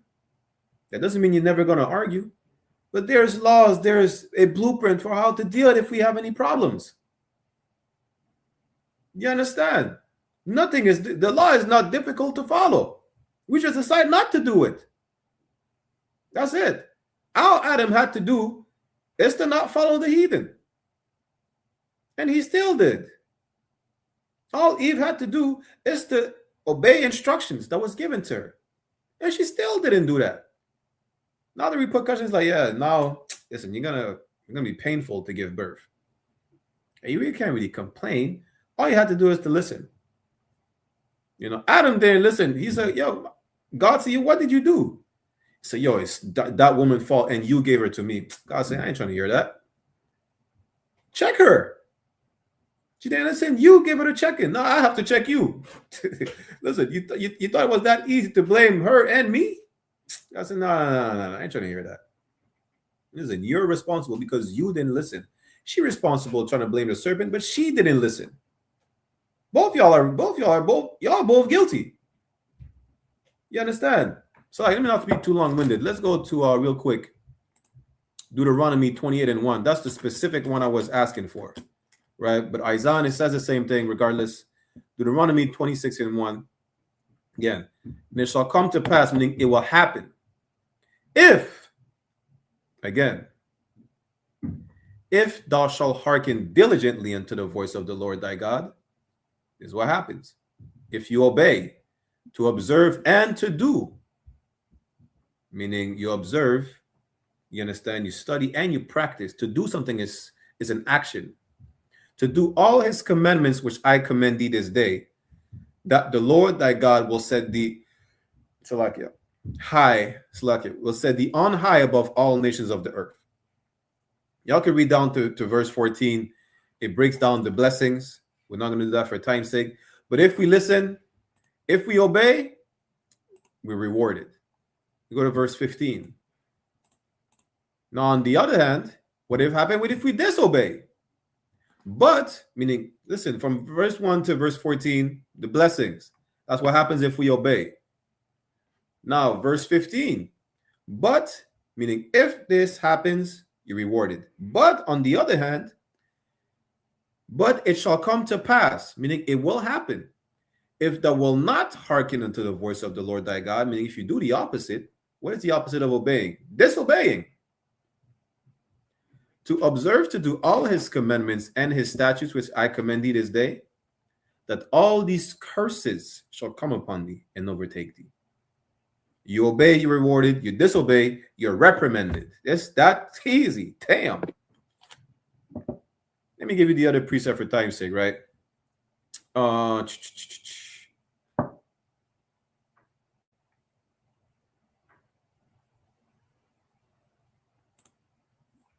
This is the Baruch,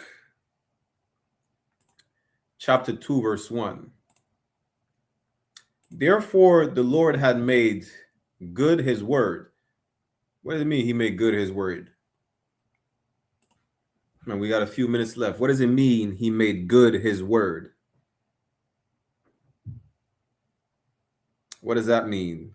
The Lord had made good his word.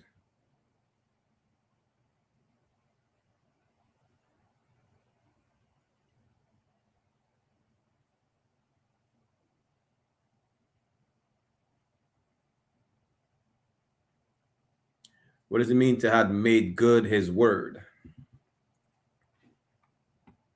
What did the Lord say in the first place?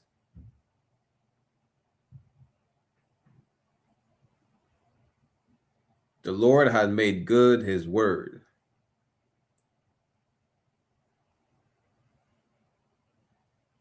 Come on, we have a few minutes left.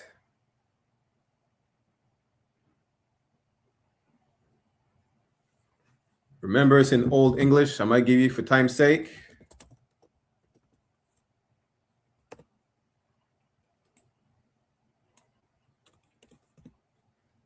What does it mean that he made good his word? He kept his promise. He kept his end of the bargain. But what? And let's keep reading. Most High in Christ. You understand? Baruch chapter 2 and 1. Therefore, the Lord had made good his word, which he pronounced against us. Not for our benefit. Our benefit is if we obey, we're rewarded. What did he pronounce against us? We just read it. The curses. And against our judges that judged Israel, and against our kings, and against our princes, and against the men of Israel and Judah. Boy, come on. Just for edification purposes, to make good is to succeed, to fulfill a promise, or compensate for a loss. You understand with the context. In that case, is to fulfill his promise. He honored his end of the bargain. He told you, yo, if you listen, you're rewarded. If you disobey, I'm gonna curse y'all. Y'all got to get punished. And yeah, he did. Because we didn't fulfill our end of the bargain. To bring upon us great plagues, such as never happened unto the whole heaven. Listen, you think, damn. Listen, verse 3 is talking about literally eating our kids. You understand? Something that has never seen, right? Under the whole heaven. as it came to pass in Jerusalem, according to the things that were written in the law of Moses. What is the law? All we had to do is obey. That's it. You understand? Let me put the sign out links in the chat. We'll definitely do a part 2 next week. Right. Izan said, quick question. Salaki, sir, did Adam have other wives? If I recall, he only had Eve, if I recall correctly. Let me see.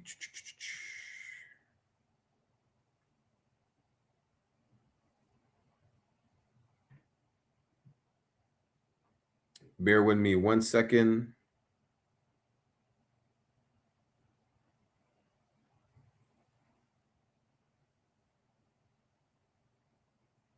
Yeah, it doesn't say. It doesn't mention any other wife. It mentioned he knew his wife again, so he had Seth after Cain killed Abel.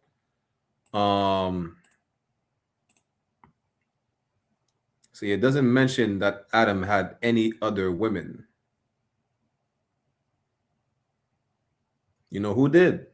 Jacob, our forefather. That's who did. David, Solomon. That's who did. Who did it? Who else? Abraham. Did Isaac have another wife? I don't recall, but Abraham didn't. Right? Let me get to, can I go to one more precept? Matter of fact, let's go to one more precept, right? Let's go to 1 Maccabees chapter 1. We're going to end it with this, verse 11. Any other question before we end the class? Y'all make sure y'all put it in the chat right now, Babu Kushat. If not, y'all save it for next week. 1 Maccabees chapter 1, let's go to verse 11. Now, this is one of my favorite precepts to show you that, yeah, when we follow the heathens, we're destroyed. You know, the book of Judges. Damn, good night. There's so many precepts to show you that every time we follow these heathens, we're destroyed.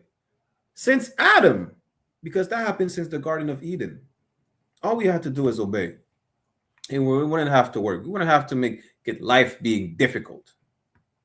What we have to do is don't eat pork. Don't follow the heathens. That's the point.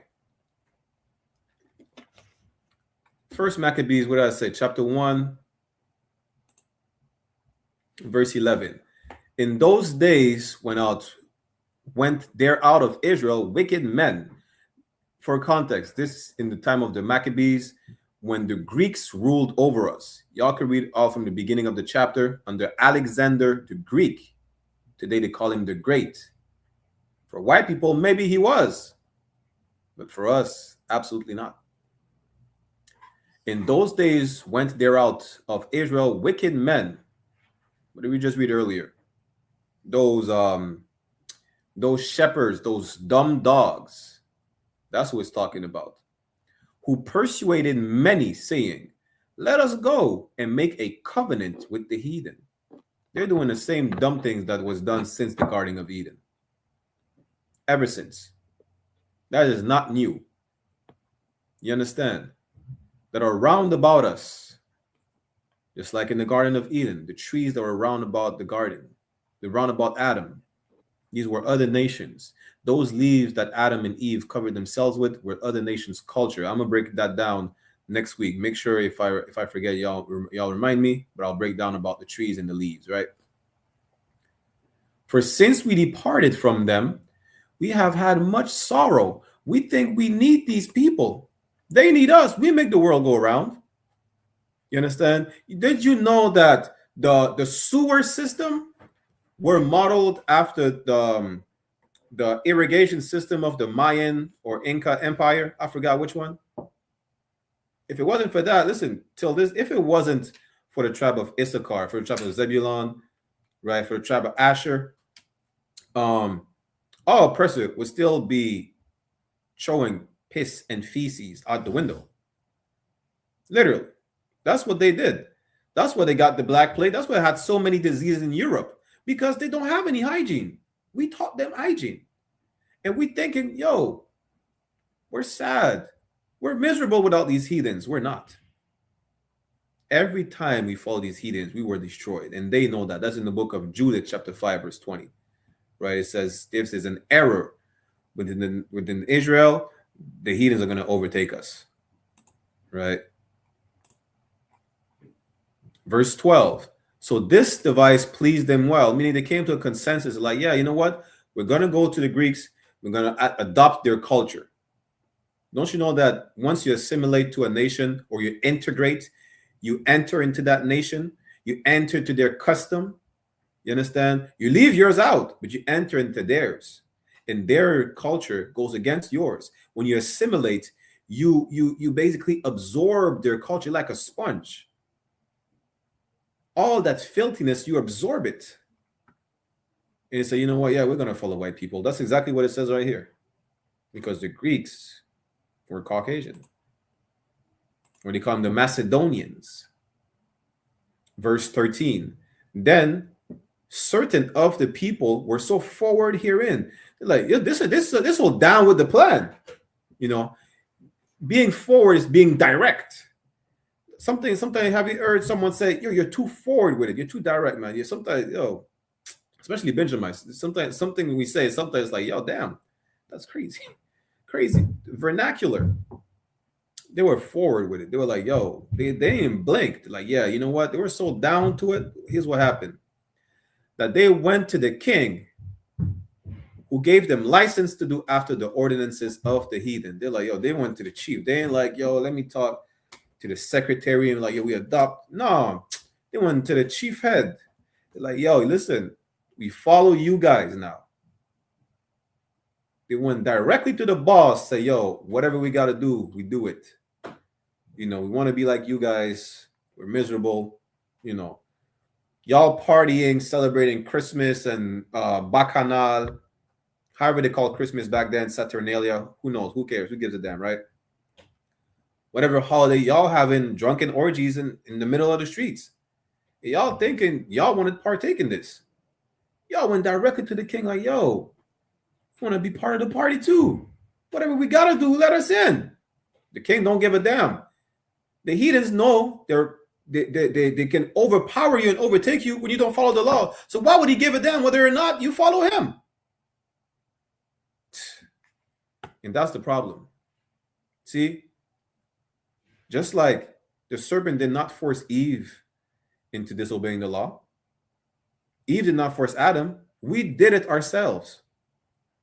You understand? It says obey, or if you obey or if you disobey. That's it.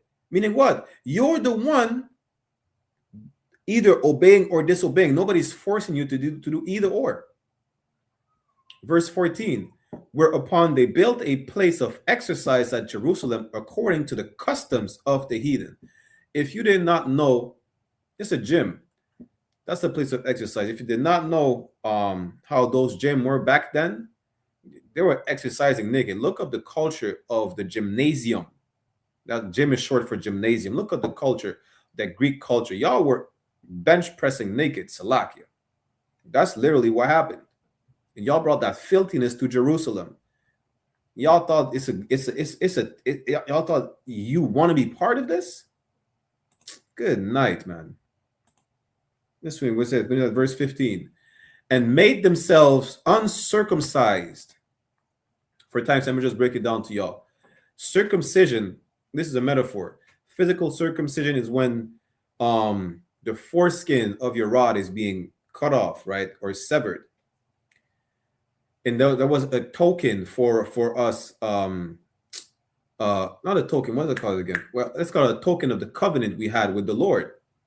You understand? But if if being circumcised is that foreskin being cut off, what is the opposite, being uncircumcised? Meaning you reattach it. Being circumcised, that foreskin is separated. For times I'm going to give you all the breakdown, like I said, being separated is being holy. So now that we're uncircumcised, we reattach ourselves. We attach ourselves, understand, to these heathens. As opposed to be separated like the Lord made us, we decide to attach ourselves to these heathens. Just like, Adam and Eve attached themselves to the trees in the garden. to that serpent. That's what happened. We're supposed to be circumcised. We're supposed to be separated. We're supposed to be holy, set apart. But now we say, yo, let's join the heathens because, yo, we missed the party. The greatest party on the planet is when we got freed from the heathens, the Passover. You understand? That's a holy convocation.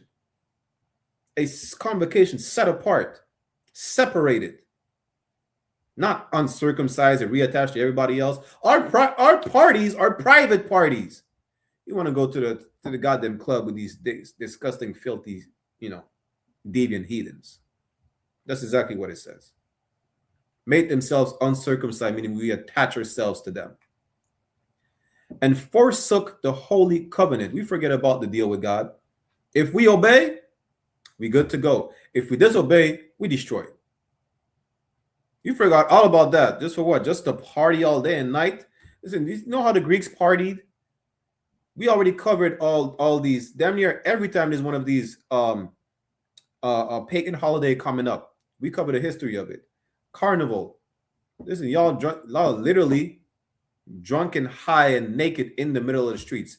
Valentine's Day, y'all do the same thing, and then y'all add to sacrificing dogs and goats to whip women for fertility in the middle of the street, and then having a drunken orgy. It's all about being drunk and deviant. That's all these pagan holidays are about. You're like, yeah, I want to be part of the party too. They're disgusting. What is there to miss? What is there to miss? Come on. You understand? There's apparently a new virus. It's a fungus.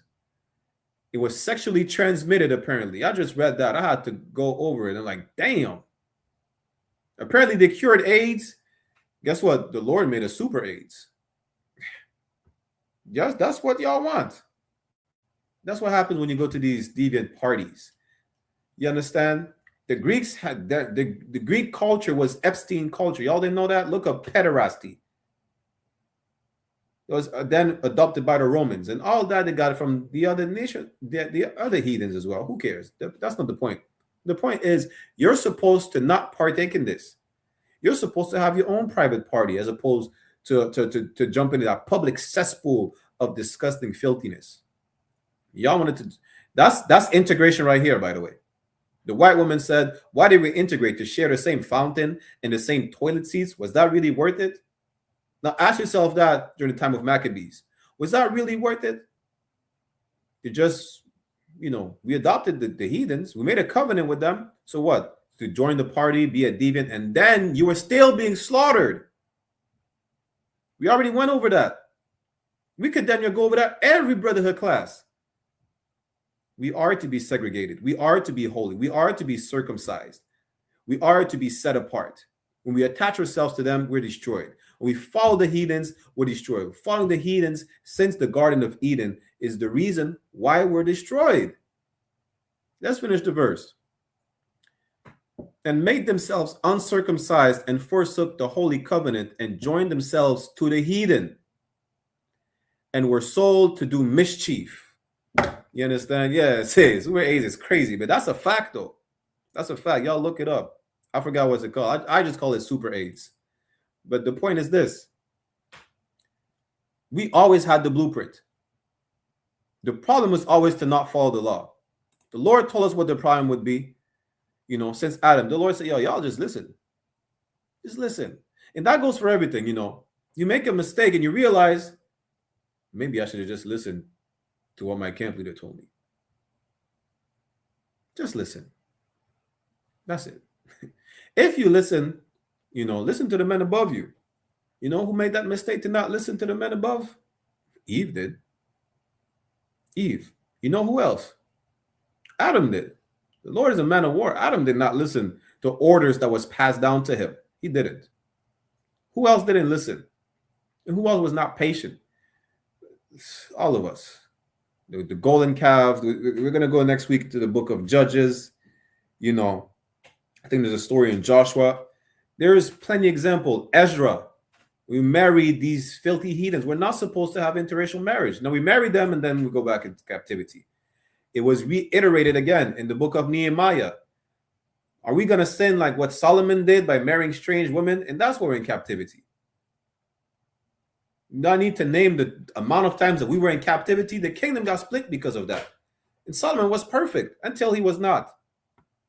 Solomon did the same thing Adam did. He got weak for women, though. I ain't gonna hold you. The solution is what? To come back to the Lord. To come back to following the law, statutes, and commandments. That's it. Every time we did that, we were not oppressed no more. We were not captives no more. What we did after that, we went back to the same bullshit. So like we went back to the same stupidness again. I just showed you that's in the Apocrypha. We got delivered. What did we do? Yeah, we missed the public parties. Let's go back to the Greeks. And then what happened? Read the book of Maccabees. On down, you're gonna see to the whole first chapter, to the whole story. What happened before we got to celebrate the feast of dedication, Hanukkah. The Greeks the Greeks never cared about us, whether we followed them or not. They still slaughter us by the thousands.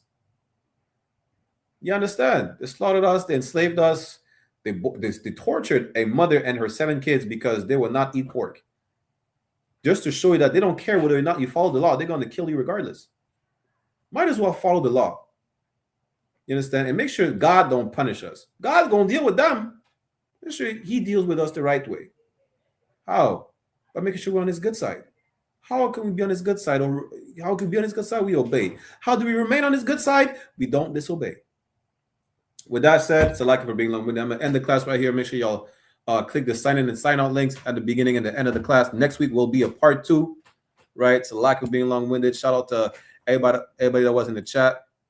You understand? Aizan, the young man, Adam, even the troll. I appreciate the troll. Keep commenting, like, share, subscribe, put comments, ask questions, push the algorithm. Everybody needs to know the truth that so-called blacks, Latinos, and Native are the real biblical Israelites, and the solution is right there. Stop following the oppressor. Nothing new under the sun. We did that since the beginning of times, since the Garden of Eden. It's time to do the right thing. You understand? With that, I'm going to get the security announcements. We'll end the class. So y'all tune in to John Muhammad's Scripture Breakdown class right now on One West online classes or I.S.U.P.K. One West online classes. Y'all will find it. Regardless, make sure y'all tune in. And we will be back next week, Israel. The water again is Shalom. Get the security announcements.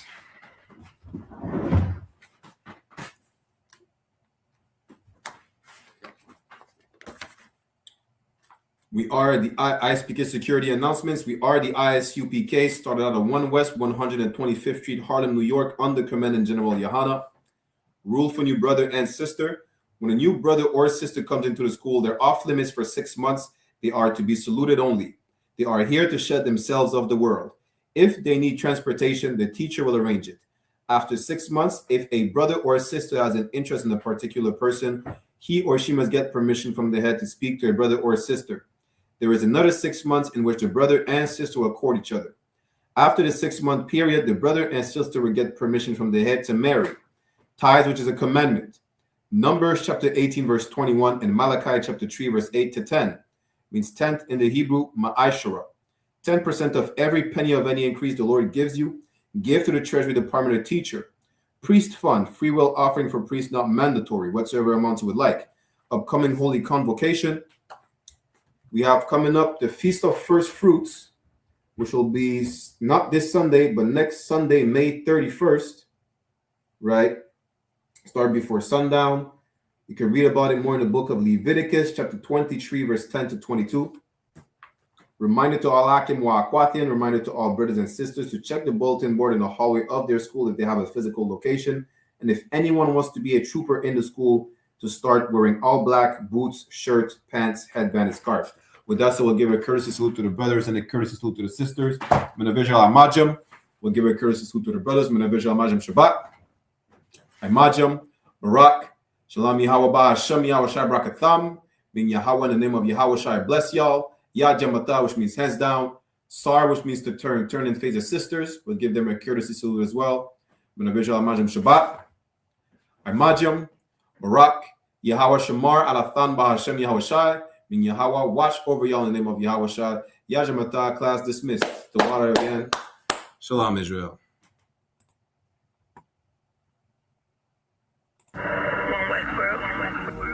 Check me out, dog. Roll the window up, man. The water.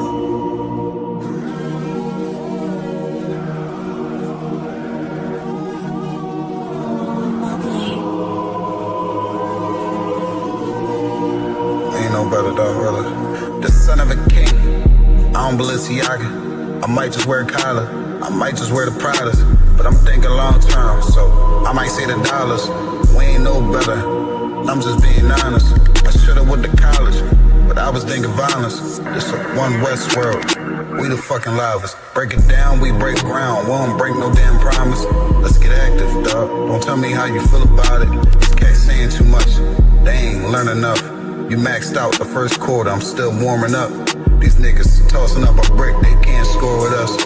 Who gon' come against us? On the Lord with us. Them niggas riding for you. Hope they ride till they crash. Put my name in your mouth, I put my belt to your ass. I ain't running no race, I just hope that I last. All them niggas you look up to, I consider them trash. Only time you seen a leader was in Wayne hand. Niggas will dap you, then pop you with the same hand. I'm a main player, I stick to the game plan. He don't really fuck with you, that's your main man. We them niggas came through and made your city hot. Yup, said he in the field, but he really not. I ain't casting no stone, I just let him rock. And that's the kind of story they gon' read about. But if it's war, it ain't no tapping out. Grip still heat, spit like a dragon mouth.